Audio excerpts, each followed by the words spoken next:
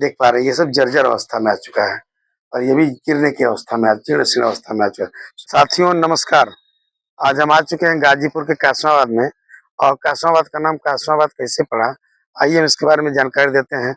हम जिस टीले पे खड़े हैं ये शेख मोहम्मद कासिम का टीला है और शेख मोहम्मद कासिम के टीले के पर हम खड़े हैं। शेख मोहम्मद कासिम के नाम पर ही कासमाबाद का नाम कासमाबाद पड़ा, क्योंकि इसके पहले इसका नाम धरवार हुआ करता था, ऐसा लोगों द्वारा बताया गया है। और ये टीले को समयंत छाकर महोदय थोड़ा जहाँ तक नजर आती दिखा दें। आइए मैं लिए चलता हूँ उनके टीले पे और देखते हैं कि टीले पर क्या क्या स्थिति आज है, और हम टीले के उन खंडहर अवशेषों को दिखाते हैं जो आज भी आज उस समय की जमींदारी प्रथा की जो कहानियां हैं उसको बयां कर रहे हैं। और पहले जमींदारी प्रथा थी तो उस समय ये यहाँ के जमींदार हुआ करते थे। ऐसा माना जाता है कि शेख मोहम्मद कासिम जो थे ये गाजीपुर के जो नवाब थे शेख अब्दुल्ला इनके पिता थे। और इस टीले का जो निर्माण है शेख अब्दुल्ला ने करवाया था। शेख अब्दुल्ला का जन्म इसी स्थान पर 1680 में हुआ था। और वो शेख अब्दुल्ला ने अब जब गाजीपुर की नवाब को पद को संभाला तो उन्होंने कई चीजों का निर्माण कराया, जिसमें नवाबगंज का किला है, ये शेख मोहम्मद कासिम का ये यहाँ का किले का निर्माण कराया और कई चीजों को बनवाया। वहाँ का अभी अब देखते हैं फाटक है जो मैंने इसके पहले आपको बताया है। अब आइए मैं आपको दिखाता हूँ। ये पहले का दीवारें हैं जो अभी भी आज भी अवशेष के रूप में दबी है मिट्टी के मलबे के नीचे। और इसके बाद यहाँ पे जो है टूटी हुई ये छत दिखाई दे रही है जो आज खड़ी है। ये छत कभी ऊपर लगी रहती थी, इसके नीचे बहुत कुछ दबे होंगे अवशेष के रूप में। और यहाँ ये जो थोड़ा बहुत दिखाई दे रहा खंभों के बीच में जो आपको दिखाई दे रही है मेहराब टाइप में कटा हुआ खंभा है। लोग बताते हैं कि पहले ये जो है यहाँ पे उनकी कोर्ट होती थी, यहीं पे मतलब लोगों की सुनवाई करते थे। ये बगल में देख रहे सीढ़ियों के कुछ टूटे हुए अवशेष हैं, हम आपको सीढ़ियाँ भी दिखा देते हैं। ये ये सीढ़ियाँ हैं, संभवतः लगता था कि ये इससे ऊपर भी कई मंजिल हुआ करती थी। ये सीढ़ियाँ हैं, इससे चढ़ करके लोग ऊपर तक भी जाते रहे होंगे, ये निचला हिस्सा रहा होगा। और आपको मैं लिए चलता हूँ और भी क्या क्या चीजें यहाँ पे उपलब्ध है मौजूद हैं। आइए मैं आपको लिए चलता हूँ, दिखाता हूँ। ये यहाँ पे बहुत सारे ईंटें तो दबे हुए हैं, नए भी हैं पुराने भी, लेकिन पुरानी लाहौरी ईंटें जो है उस समय की देखिए यहाँ पे दिखाई दे रही हैं। ये पुरानी दीवारें हैं। अब यहाँ पे क्या रहा होगा, कैसा मैप रहा होगा, इसके बारे में अब हम आपको कहाँ तक बताएं। मीर कासिम यहीं पे जमींदार हुआ करते थे और शेख अब्दुल्ला ने जलालाबाद का किला, ये कासमाबाद का किला, नवाबगंज का किला, कई किलों का निर्माण करवाया। तो मैंने कल आपको एक शॉर्ट वीडियो भी दिया था जिसमें फाटक का दर्शन कराया और किले का दर्शन हम भी आपको कराएंगे आगे। ये देख रहे टीले देख रहे हैं कितनी ऊंची मिट्टी के मलबों में दबे हुए हैं। ये हमारे उस समय की जमींदारी प्रथा की कहानी को बता रहे हैं। इतनी ऊंचाई पे जमींदार साहब लोग हुआ करते थे। और यहाँ भी देख पा रहे हैं संभवतः ये छत है या फर्श है, हमें लगता है कि छत ही होगी, फर्श तो होगा नहीं क्योंकि नीचे गहराई में हम लोग थे वहाँ पे। तो ये यहाँ पे है, बगल में देख रहे हैं बहुत बड़ा कुआं तालाब है, सरोवर है। ऐसा हिस्सा माना जाता है कि ये जो तालाब है ये अह, शेख मोहम्मद कासिम साहब का ही तालाब रहा होगा। ये जो तालाब है लोग बताते हैं कि बहुत प्राचीन तालाब है, बहुत पुराना तालाब, गहराई में बहुत सारे, देखिए बहुत लंबा तालाब वहाँ तक है, चारों तरफ इतनी गहराई है और इसकी ऊंचाई पे, इतनी ऊंचाई पर ये किला बनवाया गया था। वहाँ पे एक मजार है, यहाँ भी एक मजार है और यहाँ बताते हैं लोग कि पीर साहिबजादा की मजार है जो बहुत प्राचीन और पुरानी है और शेख मोहम्मद कासिम की पहले की है।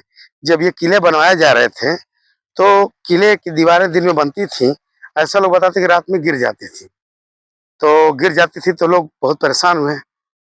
तो ऐसा बताया था कि रात में सपने में आकर के पीर साहब ने उनको बताया कि मैं यहाँ पे हूँ, मेरी मजार बनवा लो, इसके बाद निर्माण कराओ, तब निर्माण रुकेगा, निर्माण होगा और दीवारों गिरना बंद होगा। तो वो मजार उस समय की बनी हुई है और उसका गुम्बज भी उस समय का बना हुआ है। आइए मैं आपको लिए चलता हूँ और आपको मैं दिखाता हूँ। इसके बगल में एक खंडहर का अवशेष और भी है जिसको मैं आपको दिखाता हूँ।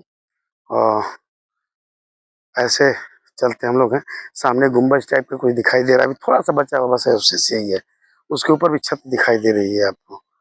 और ये जो मज़ार है, ऐसा बताया जाता है कि ये जब इसकी बाउंड्री करवा रहे थे शेख मीर कासिम साहब, तो दिन भर काम कराते थे और रात को जो है दीवारें गिर जाती थी।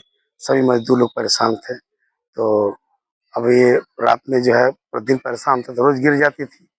एक दिन उन्होंने इस स्थान पे आके कहा कि यदि कोई ऐसी शक्ति है जो मुझे इस काम को करने से रोक रही है, तो मेरे सपने में आके या मुझे ख्वाब में किसी प्रकार से मुझे संकेत करे कि मैं हूँ यहाँ पे। तो बाबा जी को बताते हैं लोग कि ये पीर साहब हैं। इन्होंने सपने में बताया इनको, तो उन्होंने इनका बोला कि पहले मेरी मज़ार बनवाओ, तब इसके बाद काम लगाओ। तो उन्होंने मीर कासिम साहब ने इनकी मज़ार बनवाई। और जो बुर्ज बना है, बताया था कि उन्हीं के हाथों का बना पहले का बुर्ज है। और उसके बगल में एक और मज़ार है। सब बहुत पुरानी मज़ारें हैं। बगल में नीम का पेड़ है, देख सकते हैं आप। तो यहाँ पे अब आप देख पा रहे हैं, ये तो नए निर्माण इधर किए गए हैं बाद में। ये कोर्ट बहुत लंबी थी, वहाँ तक थी और ये बड़ी ऊंचाई पर थी। बाद में अस्त व्यस्त अवस्था में क्षतिग्रस्त हो चुकी है। क्षतिग्रस्त होकर के थोड़ा जीर्ण शीर्ण अवस्था में है और थोड़े बहुत अवशेष बचे हैं। देखिए, प्रत्यक्ष प्रमाण के रूप में लाहौरी ईंटें हैं, जो अति प्राचीन काल की ईंटें हैं, जो मतलब उस समय प्रयोग की जाती थी। इन ईंटों का, इन ईंटों से बना हुआ है। दीवारों का खंडहर का अवशेष। और यहाँ से चढ़ने की जो सीढ़ियाँ दी गई हैं, अब ये रास्ते बंद हैं। सीढ़ियों को आप देख सकते हैं, सीढ़ियाँ हैं यहाँ से लाहौरी ईंटों से बनी हुई दीवारें हैं। जाने का रास्ता टेम्पररी में इधर से है, हम आपको दिखाते हैं। इसके अंदर आइए, इसके अंदर की चीज़ों को हम दिखाते हैं। देख पा रहे हैं अंदर, अंदर ये सब बाद में टूट गया, टूट फूट गया है, अंदर गिरने के लायक नहीं है। देख पा रहे हैं ये सब जर्जर अवस्था में आ चुका है और ये भी गिरने की अवस्था में, जीर्ण शीर्ण अवस्था में आ चुका है। सो की चुन्ना की जुड़ाई है, लाहौरी टूक जुड़ाई। बताया था कि यहाँ पे कुछ फांसी देने के लिए लटकाया गया था। ये उस समय का फांसी घर है। ये नीचे इसको पाट दिया गया है, इसको बराबर कर दिया गया है। ऐसा माना था कि उस समय यहाँ से फांसी दी जाती थी लोगों को। उस प्रथा रही होगी, हम लोग जानते हैं। जैसे अंग्रेजी हुकूमत में फांसी, अंग्रेजी हुकूमत से पहले की हुकूमत की बात है ये। तो ये आइए लिए चलते हैं, आपको इसके ऊपर के हिस्से को दिखाते हैं। और इतनी ऊंचाई है हम लोग, इतनी ऊंचाई के ऊपर यहाँ पे देखिए फर्श बना हुआ है। फर्श के ऊपर इतनी गुंबज दिखाई इतना दे रहा है, मेहराब जो देख पा रहे हैं। तो ये इसके बाद यहाँ से खड़ा होने पे पूरा का इस्लामाबाद हमको दिखाई दे रहा है। पूरा का इस्लामाबाद इससे ऊंचा नहीं है। अब मकान भले 4 महला बन गए होंगे, 5 महला। ये खेतों की गहराई देख सकते हैं आप, बहुत गहरे नीचे हैं लोग। ऐसा लगता है किसी में पहाड़ पे आ चुके हैं, इतनी ऊंचाई है चारों तरफ से। हम बहुत ऊंचे स्थान पर खड़े हैं और यहीं से लोग बताते हैं कि मतलब इसमें कुछ लटकाया गया था फांसी देने के लिए।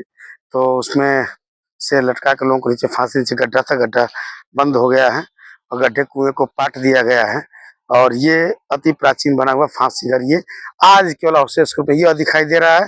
थोड़ा वो बरामदा टाइप में जो कचहरी लोग बताते हैं, संभवतः यहाँ तक रहा होगा, जो मलबे में दब गया है। वहाँ छत टूटी है, खड़ी है, जहाँ बगल में आप देख पा रहे हैं। तो इसमें बहुत सारी चीजें राज दबे होंगे उस समय के, जो उस समय के जमींदारों की कहानी को बता रही। जमींदारी प्रथा में लोग किस प्रकार से मतलब जिया करते थे और किस प्रकार से रहा करते। क्यों जिस जगह पे हम लोग बैठे हैं, ऐसा बताया जाता है कि गाजीपुर के जो नवाब थे शेख अब्दुल्ला, वो उनके पिता का निवास स्थान यही था। और यहीं पर 1680 में लोग बताते हैं कि उनका जन्म हुआ था। चूंकि कोई साक्ष्य प्रमाण लिखित रूप से मौजूद नहीं है, लेकिन पता करने पर कुछ बड़े बुजुर्गों ने बताया कि लगभग संभवतः 1680 में उनका जन्म शेख अब्दुल्ला साहब का यहीं पे हुआ था। और इसके बाद वो गाजीपुर के नवाब के रूप में 1700 जो है 36 से 1744 तक गाजीपुर में शासन किया उन्होंने। और शासन करने के बाद उसने अपने शासनकाल में अनेक ऐसे किलों का निर्माण करवाया, जिसमें जलालाबाद का किला, उसको भी आपको हम अगले वीडियोज में दिखाएंगे। इसके बाद जो है कासमाबाद का किला और नवाबगंज का महल, जो अभी आपको गाजीपुर में फांसी घर पे दिखाई देता है, वो नवाबगंज का महल आपको दिखाई देंगे। वो बनवाया था, तीनों चीजों को बनवाया था। और इसके बाद हम आपको के बारे में कुछ महत्वपूर्ण बातें बता रहे हैं कि ये जो स्थान था पहले दरबार कहा जाता था, लेकिन मेरे पिता का नाम से उन्होंने किले को बनवाया था, इसका नाम कासमाबाद पड़ गया। और शेख अब्दुल्ला साहब का जो है शासनकाल 1730 से 1744 माना जाता है। और उन्होंने अपने जो उनके पुत्र हुए। उनके पुत्रों की संख्या 3 थी। सबसे बड़े पुत्र का नाम नवाब फजल अली खां था, जो सबसे बड़े पुत्र थे शेख अब्दुल्ला साहब के। इन्हें गाजीपुर के नवाब के रूप में पदभार को संभाला। दूसरे पुत्र का नाम था नवाब करम उल्लाह खां और तीसरे जो पुत्र थे नवाब बहादुर शाह खान। नवाब बहादुर शाह खान ये जो थे शेख अब्दुल्ला साहब के तीसरे पुत्र थे। इनके नाम पे यहाँ से 10-12 किलोमीटर दूरी पर एक बाजार है जिसका नाम है बहादुरगंज। तो नवाब बहादुर शाह खान के नाम पर बहादुरगंज का नाम पड़ा। और ये किला जो है एक ऐतिहासिक किला है और ये प्राचीन विरासत का हिस्सा है। और इस किले पर हमने आपको आकर के जो कुछ मुझे जानकारी प्राप्त थी, मैंने उसके बारे में बताया। यह जानकारी किसी ठोस प्रमाण को, सत्यता को साबित नहीं करती है, लोगों द्वारा सुनी और बताई गई है। आप इसके बारे में कितना जानते हैं, कमेंट करके ज़रूर बताएँगे और मेरा वीडियो आपको कैसा लगा, ये ज़रूर बताइएगा। और निवेदन है कि यदि आपको अच्छा लगा होगा, यदि मैंने इतिहास को भूगोल पर लाने का प्रयास करने में अगर निरंतर प्रयासरत हूँ, तो मनोबल बनाने के लिए आप लोग अपने एक लाइक और एक कमेंट से मनोबल को ज़रूर बढ़ाइएगा। और तब तक के लिए हम आपसे विदा लेते हैं। धन्यवाद। जय हिंद, जय भारत।